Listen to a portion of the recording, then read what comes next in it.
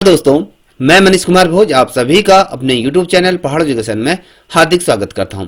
दोस्तों, आशा करता हूं कि आप सभी लोग स्वस्थ होंगे, साथ ही आपकी जो आगामी प्रतियोगिता परीक्षाओं की जो तैयारी चल रही हो बहुत शानदार तरीके से आप लोग कर रहे होगे। तो दोस्तों, आज इसी कड़ी में आप लोगों के सामने एक महत्वपूर्ण मार्मिक प्रवक्ता संवर्ग से रिलेटेड एक महत्वपूर्ण श्रृंखला आपके सामने लेकर उपस्थित हुआ हूँ। ये आपके राइट टू एजुकेशन एक्ट 2009 से रिलेटेड है। मुझे लगता है कि यहाँ से अगर आपने इस श्रृंखला को देख लिया तो निश्चित रूप में यहाँ से आपसे क्वेश्चन 100% बनेंगे। आइए शुरुआत करते हैं।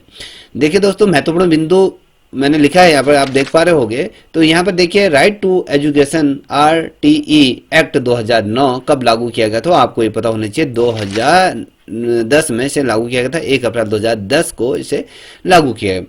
यहाँ पर देखिए, निःशुल्क एवं अनिवार्य शिक्षा को मूल अधिकार के रूप में किस अनुच्छेद में जोड़ा गया था, तो ये आपको पता होना चाहिए। अनुच्छेद 21A के अंतर्गत इसे जोड़ा गया था। वहीं पर दूसरा प्रश्न आप देख पा रहे होंगे, ये कह रहे कि शिक्षा के अधिकार अधिनियम के तहत प्राथमिक कक्षाओं में छात्र एवं शिक्षक का अनुपात कितना होता है। तो जो ये अनुपात होता है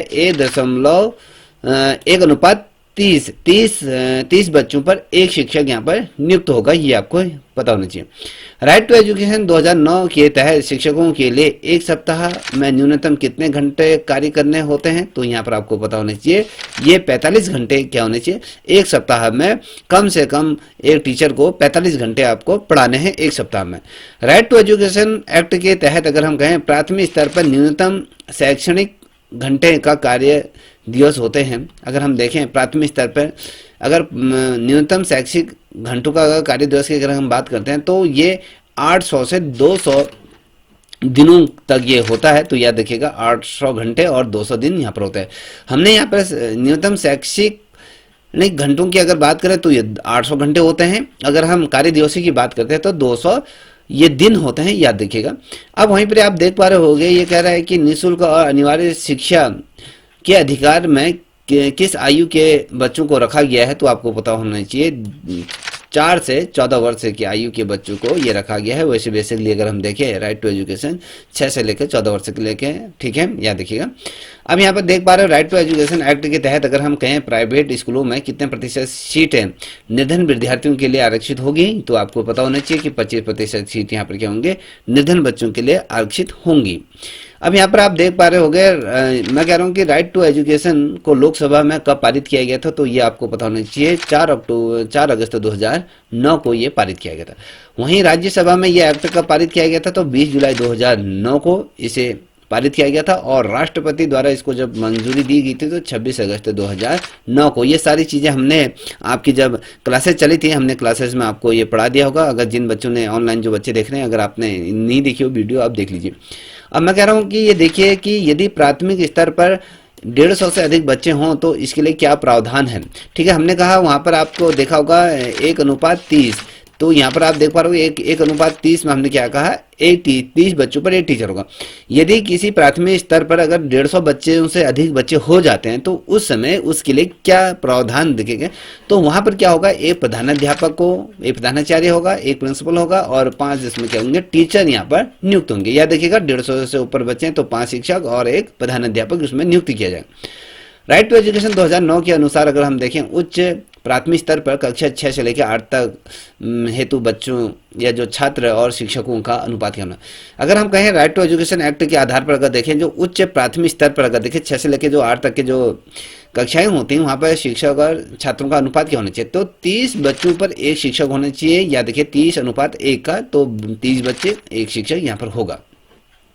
अगर हम उच्च प्राथमिक स्तर पर अर्थात 6 से लेकर 8 तक के कितने बच्चे होने पर प्रधानाध्यापक की नियुक्ति होगी, तो जैसे हमने प्राथमिक स्तर पे कहा कि अगर 150 अध्यापक होंगे तो वहाँ पर आपके प्रधानाध्यापक को भी नियुक्त किया जाएगा। अगर यहाँ पर कक्षा 6 से लेकर 8 तक अगर स्कूल में अगर बच्चे पढ़ रहे हैं तो वहाँ पर प्रधानाध्यापकों की नियुक्ति कितनी होगी, तो 100 से अधिक होने पर प्रधानाध्यापक की नियुक्ति होगी। तो याद रखिएगा, राइट टू एजुकेशन के अनुसार अगर हम देखें कक्षा 1 से लेकर 8 तक के यदि बच्चे प्रवेश दिए गए संख्या की अगर हम बात करें तो यहाँ पर देखिए राइट टू एजुकेशन के अनुसार कक्षा 1 से लेकर 8 तक यदि प्रवेश दिए गए सदस्यों की संख्या अगर 200 से अधिक है तो विद्यार्थी और शिक्षक का अनुपात भी क्या होगा, डिफरेंट आपको देखने को मिलेगा। तो यहाँ पर 40:1 का यहाँ पर देखें 40 पर एक टीचर होगा, याद देखिएगा। यहाँ पर देख पा रहे हो कि राइट टू एजुकेशन के तहत उच्च प्राथमिक स्तर पर न्यूनतम शैक्षिक घंटे एवं कार्य दिवस होंगे, कितने होंगे? तो वहाँ पर 200 घंटे हो रहे थे। यहाँ पर आप देख पा रहे होगे, हमने कहा कि 800 घंटे हो रहे थे। यहाँ पर हमने कहा प्राथमिक स्तर पे जो घंटे होंगे, न्यूनतम शैक्षिक घंटे होंगे, वो आपके 800 होंगे और दिनों की संख्या 200 होंगे।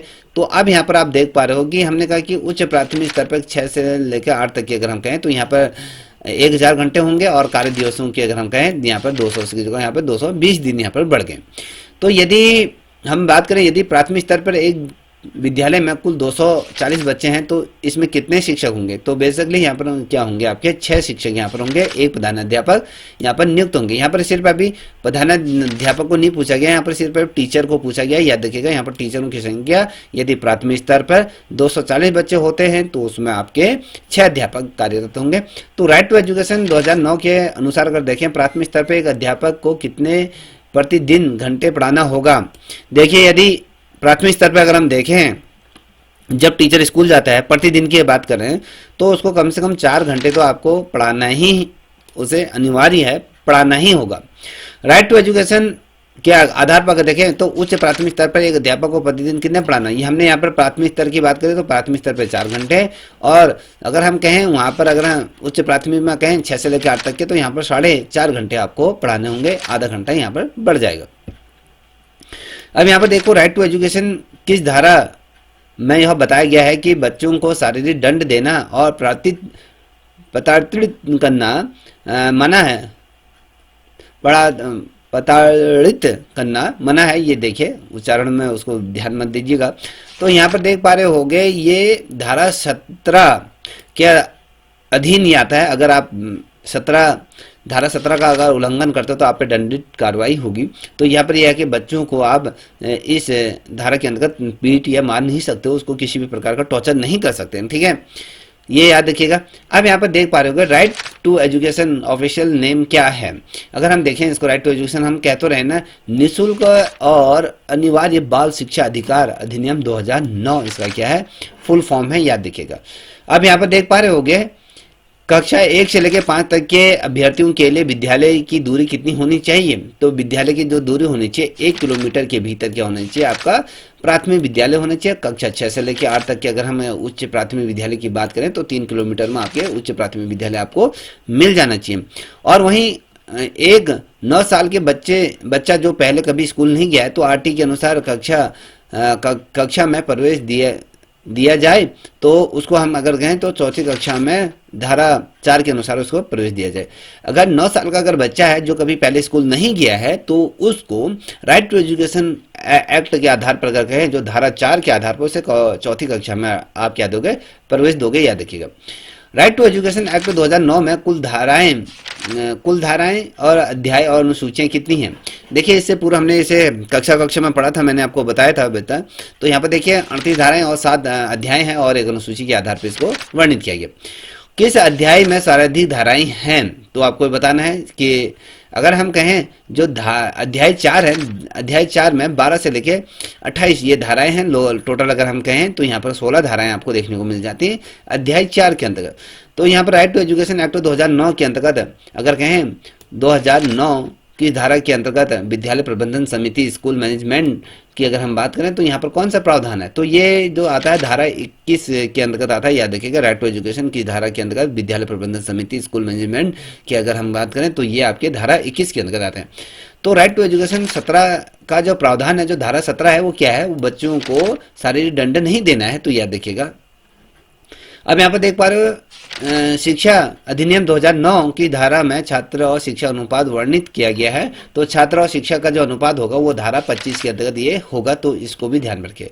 अब मैं कह रहा हूँ राइट टू एजुकेशन की धारा की किस धारा में बताया गया है कि आप शिक्षक प्राइवेट ट्यूशन नहीं पढ़ा सकता। तो धारा 28 का, ये धारा 28 के अंतर्गत वो दिया गया। अगर धारा 28 का अगर कोई शिक्षा उल्लंघन करता है तो वो कहीं ना कहीं अपराध है। तो ये जो धारा 28 के अंतर्गत ये कहा गया है कि शिक्षक प्राइवेट ट्यूशन नहीं दे सकता है। अब देखिए यहाँ पर दिया गया है कि शिक्षा का अधिकार अधिनियम एक्ट 2009 में इस बात पर ध्यान नहीं दिया गया। किस बात पर ध्यान नहीं दिया गया कि वो 14 वर्ष के पश्चात वाला, उस पर ध्यान नहीं दिया गया। अगर बात करें, अगर एनईपी 2020 अगर आप देखोगे तो कहता है कि 3 से लेकर वो 18 साल तक के बच्चों की बात करता है, ठीक है, उनको शिक्षा देने की बात करता है। तो यहाँ पर अगर हम कहें इस एक्ट के आधार पर निःशुल्क की बात हो रही है, तो यहाँ पर कक्षा अगर आपके लेके तो 1 से लेकर यहाँ पर 8वीं कक्षा तक की यहाँ पर क्या होता है, निःशुल्क शिक्षा का प्रावधान दिया गया। छात्र एवं शिक्षक अनुपात का प्रावधान अध्यापक सम्मिलित होगा? नहीं, बिल्कुल नहीं होगा, याद रखिएगा। राइट टू एजुकेशन 2009 के अनुसार विशेष आवश्यकता वाले बच्चों को किस शिक्षा व्यवस्था के अंतर्गत पढ़ाना चाहिए? तो बच्चों को जो विशेष जो बच्चे होते हैं, जैसे विकलांग हैं, जो मूक बधिर होते हैं जो बच्चे हैं, तो उनको समावेशी शिक्षा व्यवस्था के अंतर्गत पढ़ाना चाहिए, जहाँ से उसका सर्वांगीण विकास किया जा सकता है। वैसे तो प्राथमिक स्तर पर, माध्यमिक स्तर पर भी किया जाता है, तो ये विशेष टीचर इसमें नियुक्त होते हैं, तो यहाँ पर इनका पाठ्यक्रम भी विशेष होता है। तो यहाँ पर आप देख पा रहे होंगे, ये कहता है कि राइट टू एजुकेशन एक्ट की कौन सी धारा अध्यापक के कर्तव्य से संबंधित है? देखिए, राइट टू एजुकेशन एक्ट की कौन सी वो धारा है जो अध्यापक के कर्तव्य से संबंधित है? तो धारा 24 है जो अध्यापक के कर्तव्य से संबंधित है। इस चीज को याद रखिएगा। अब यहाँ पर देख पा रहे होंगे, अगला प्रश्न है यहाँ पर, प्राथमिक विद्यालय में कक्षा 1 से लेकर 5 तक अगर कुल 62 बच्चे हैं या विद्यार्थी हैं, राइट टू एजुकेशन एक्ट के 2009 के अनुसार वहाँ कितने शिक्षक उपलब्ध होंगे? तो वहाँ पर आपके 3 शिक्षक उपलब्ध होंगे। याद रखिएगा, हमने कहा था ना कि 30 और 1 का अनुपात रखा गया है, तो 30 और 1 का अनुपात रखा, तो 30 पर 1, 60 पर 2, और उससे ये 62 है, तो उस पर 1 शिक्षक और नियुक्त हो जाएगा, ठीक है।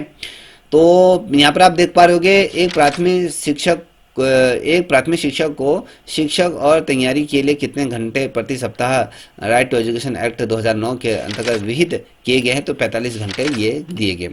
तो 45 घंटे से पढ़ा नहीं। भारत सरकार ने बच्चों के लिए मुक्त शिक्षा और अनिवार्य शिक्षा अधिकार अधिनियम किस वर्ष से लागू ये किया था? 2009 में इस एक्ट को लागू किया गया था। तो यहाँ पर देखिए, ये एक्ट बनाया गया था 1 अप्रैल 2010 को, इसको लागू किया गया था। तो यहाँ पर भारत सरकार द्वारा जो मुक्त एवं अनिवार्य शिक्षा अधिकार अधिनियम जो लागू किया गया था, तो वो 2009 था। भारत शिक्षा को बच्चों का मौलिक अधिकार घोषित करने वाला विश्व का कौन सा देश है, ये बताना है। ये 135वां है, ठीक है, 135वें नंबर का भारत है। देखिए, भारत कहाँ शिक्षा के क्षेत्र में कितना पीछे आप देख पा रहे होगे। तो यहाँ पर आप देख पा रहे हो कि शिक्षा का अधिकार अधिनियम जो संपूर्ण देश में कब लागू हुआ? जो संपूर्ण देश में जो लागू किया गया था वो 1 अप्रैल 2010 को। आपको मैं बता दूं, ये एक जम्मू कश्मीर राज्य को छोड़कर संपूर्ण भारत में ये लागू आता, जम्मू कश्मीर में ये लागू नहीं होगा। तो इस चीज को हमेशा ध्यान रखिएगा, कभी क्वेश्चन पूछा जाता है वह कौन सा राज्य है जिस राज्य में शिक्षा का अधिकार अधिनियम राइट टू एजुकेशन एक्ट 2009 लागू नहीं किया गया था, वो आपके जम्मू कश्मीर है, याद रखिएगा।